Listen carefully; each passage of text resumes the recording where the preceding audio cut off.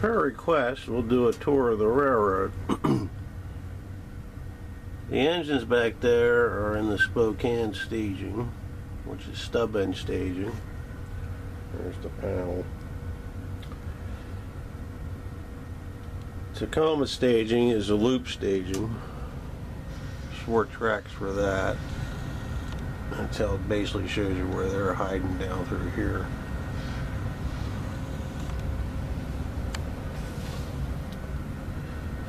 So you leave Spokane or Tacoma in the stagings. On the Tacoma side, you actually don't show up till here, which this is basically somewhere east of Plummer, Idaho. Concrete plant here. There's the ice cream place named after my wife. But this is the first part where everything comes out of staging is visible on the railroad. This area here, the lower level is about 30 inches off the floor. It's high, it's about the same height as a kitchen table when you're sitting down. So we leave here, there's a siding that splits. And we come around to Plummer Junction. And this is Plummer Junction here. The boxcars are on the west side of the Y. That line there going back for the backdrop, that's where everything goes to Spokane. There's Plummer Depot. That's the semaphore for signals, train orders. And this is where ABS starts. This is where your ABS traffic starts. Everything from here on the main heading to Spokane, not Spokane, Tacoma, is dark territory. The passenger trains would go to Spokane up this way, so that's where the signals stopped here. Freights were all train order west of here. So we come out, rejoin the main. That's the UP's Wallace branch. They said trackage rates. At this point here is where they joined the main, and they had joint trackage rates up to Spokane. This is the UP rails took off from here by themselves. So that would be looking east. The highway bridge is just there as a scenic divider. So you can just basically make whatever highway you want it to be. And now we're already traveled maybe about 20 feet, but in the real world we've traveled about 60 miles. So now we're at Benoit Lake, or Lake Chalet, on our way to St. Mary's. So the real bridge that went across here was about 3,000, about 3/4 of a mile long. This is Tunnel 40. On the opposite side of Tunnel 40 is Ramsdale, which is the log spur. Cars here would go back, and there was a log dump out by the lake where everything was put together and rafted off to the sawmills. This basically goes back through the backdrop and then hangs to the left and goes the length of the railroad, so the storage for cars here is about 20 cars. Ramsdale switch. We go about another couple of feet, and now we're in St. Mary's. St. Mary's was the main yard for logging interchange.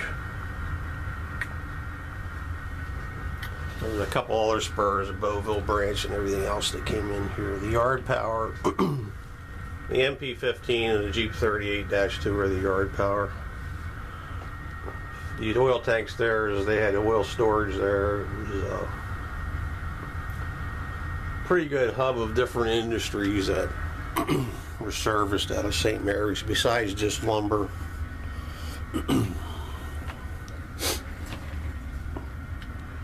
Here's the open air engine facility, caboose track.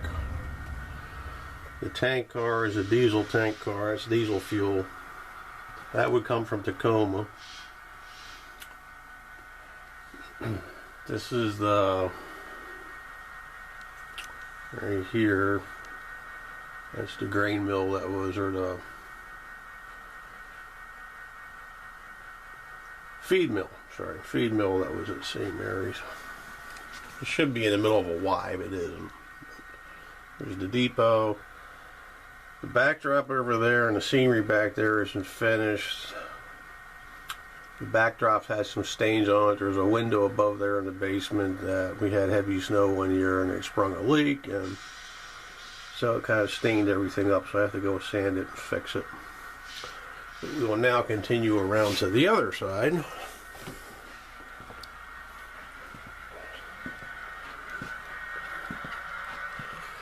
The idea of selective compression and the way this is laid out, you can never see the entire train in a scene. It's just not possible. So that gives you the illusion that you're someplace further than it really is. This is the opposite side on St. Mary's. As you see the staining in the backdrop. So I got to fix all that before I finish the scenery in here. The switch in the foreground is underneath the SD is a spur where I'm originally going to have the Beauville branch go off, but that's where it's just going to go into a sawmill,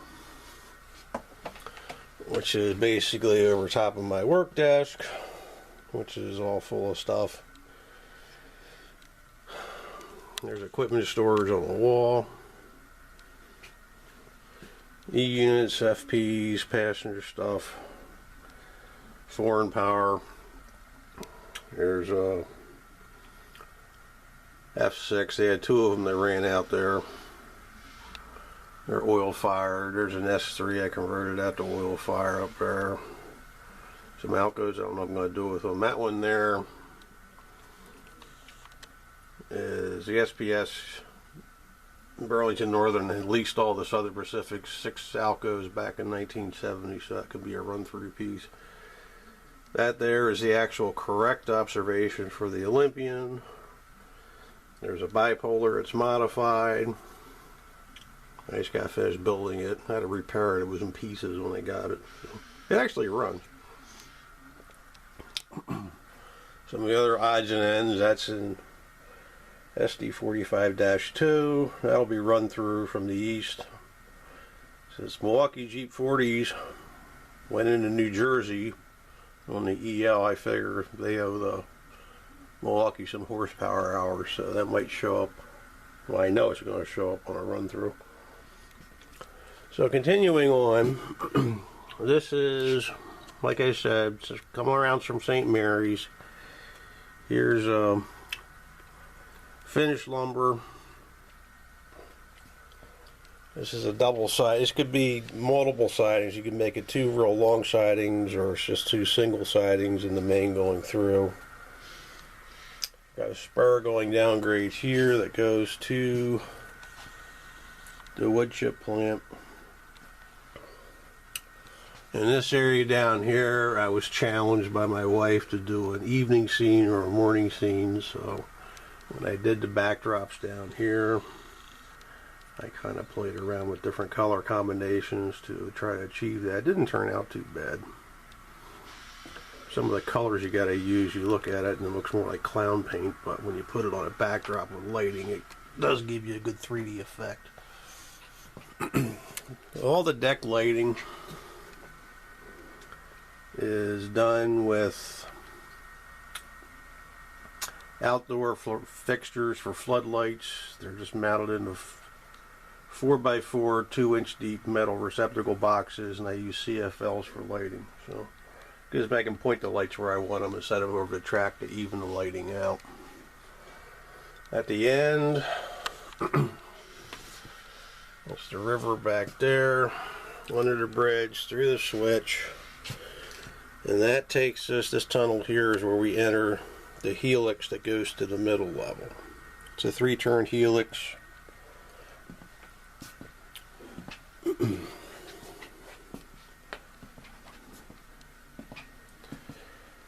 walk back around here. Here we are at the out of the helix, and we go into the engine terminal at Avery. So the roundhouse is in the wrong place. It's a bunch of different projects here. I fix stuff for people, and I build stuff for people, and I also do decoder installs and sound installs. And a lot of these engines are projects for friends of mine or customers. The L1 there is, I gotta fix the wiring on it. Here's the E75 finished, kind of. I just have to finish working on the pans.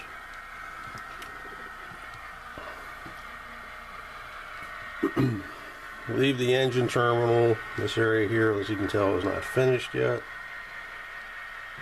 The 2662 is another customer engine I had to re-gear and remotor. This is the highway bridge at the west end of Avery, crossing the St. Joe. The St. Joe is right here in the foreground. When we come into Avery Yard itself, the yard throat, the Valley Pups are more customer engines. That is one of Sylvan's new Suburbans. I turned it into a NAPCO version, which is 4-wheel drive.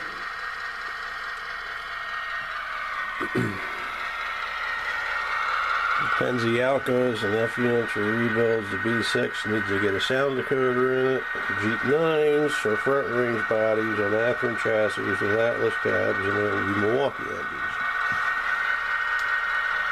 You have the bunkhouses at Avery for the crews. There is that funky building that was just west of the depot. I have no idea what it is, but it's a representation of it. It's not an exact model. There's one of my 415s. There's 3 of them I'm building from IHU models. So that's for another time. Same with the carloads. I missed the Trainworks drop trailer, so I'm making one. That's a Trainworks trailer on the end there. There's the Avery Depot finished. There's the fish pond, the trout barn. The flag is on the post office side of the depot. There's a substation. There's a Kellogg car, but it's on the wrong chassis. It should be a cushion car chassis, so they built it and realized afterwards it's the wrong car. So I got the right cars on order, and that one's going to go to a different home. But this is Avery Yard. All the cat poles are in. I still got to finish putting the span wire across to start hanging wire, but there's a few odds and ends I need to do in the back yet. So we leave Avery. Here's a spur for the St. Joe Eastern. This is the log spur that Weyerhaeuser had that went off into the woods about 2 miles across the St. Joe, went along the other spur. It's a mirror in the backdrop to make it look deeper than it really is. The same up there on the road, it's another mirror. Here's the east end of the yard. There's a speeder barn that needs to go here. I haven't built that. Got the parts for it, haven't built it yet. That signal just governs the exit of the yard. It really does. It's going to be an automatic. It's just going to tell you if there's something on the curb ahead of you, so you can't leave. There's the bridge at the east end. And then we go back around to the other side.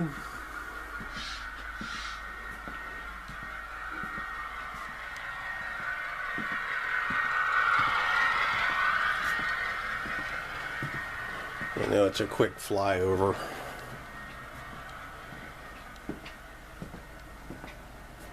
I'm killing time before I go back to work. So lucky for all you viewers. So here we are leaving the east side of Avery, and now we're heading up grade. This is all grade starts right at the yard. So we come around here, past these automatics, into this tunnel. This tunnel runs the length of the railroad, so you're going to go into here and you don't see your train for about a good couple of minutes, because it goes underneath all of this and then goes to the right and goes straight. It's actually probably about 40 feet inside of a tunnel, and then comes out over here on the opposite side of the railroad. And again, we're still going up grade, heading to St. Paul Pass. This is the first bridge. Another set of automatics. Next bridge. This one here, I still want to put some more greenery in here. It's too rocky.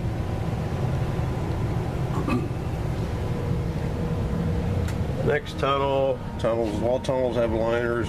This one's on a curve. Well, most of them are on curves.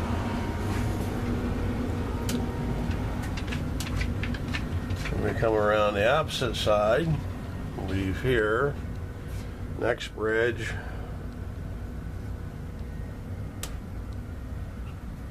So this is all about 1.8, 1.9% grade. We have a little, starts to get a little tight past this thing. All the rocks are real. They're real rocks. You just pick up a big rock on the side of the road, take a 5-pound hammer, hit it, and you have a lot of little rocks.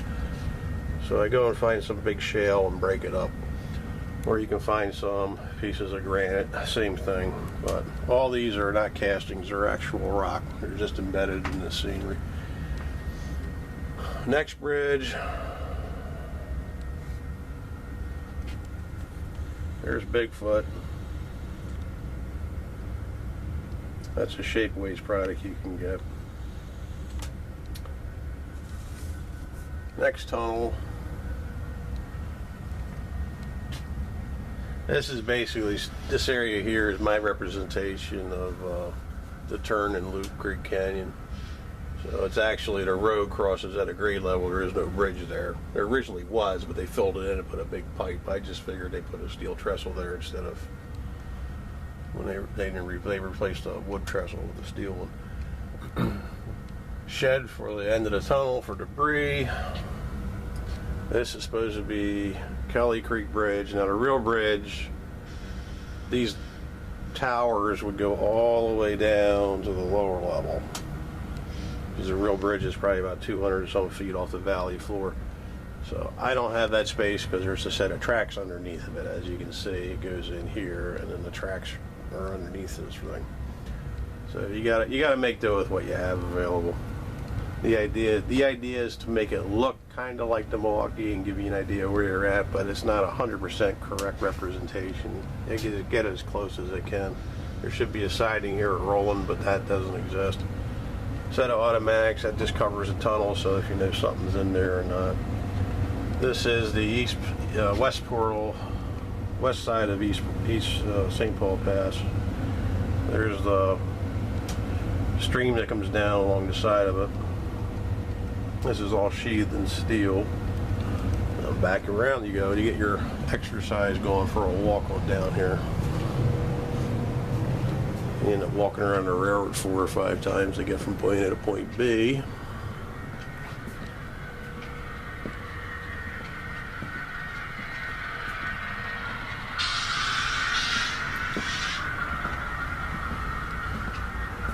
And here we are at East Portal.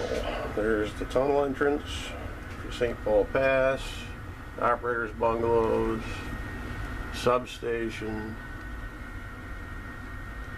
couple storage buildings. That's the old depot. That's just a shed I made to make a shed because there's one in the picture. The substations, East Portal Substation, Avery Substation, are manufactured for me by CMR out of Baltimore, Custom Model Railroads. They made the kits. These are all laser cut. The buildings are all laser cut, plexiglass. And their design is really interesting. It's all basically build-up sections of plexiglass and the overlaying. You have to use bonding to put it together, but it comes with the windows, and it's 100% made off the blueprints. The hoods for the 100 kV entrance with the insulators are all 3D printed. There's one on that side, one on that. There's ones on the back of it too, but And we're continuing east. And this is where I got to leave it as 2 tracks and make it look like the siding that was there. The 3rd track in the foreground was actually there. That's basically my helper pocket on the railroad. That's where the helpers are cut off and get parked. So we continue along here. And this is basically the beginning of the upper stages, the loop staging on the upper end. So you go through that tunnel there, and that's the one that has my snowy volcano mountain. But single track yard, staging yard starts inside there, fans out to 4 tracks. And this is the opposite end of the staging where all the power is.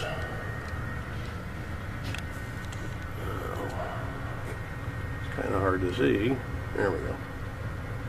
Since this is the upper level and this is about 70 inches off the floor. This is Alberton. So in reality, I've gone about 100 miles and about 20 feet. And like I said, it's just to achieve a goal. It's not 100% representation. I don't have a big enough basement, nor do I have enough days in my life to build it. I've been working on this railroad now since 2003, so this is year 18. It's still not done. I've been hanging catenary for 9 years, so if I tried to do it to scale, I'd be dead long before it ever got that way. But this is the other end of the staging. When you come out of the area that's hidden, this is what you'd end up at. So it's an overpass there just to cover against the backdrop, just to give it a scenic divide.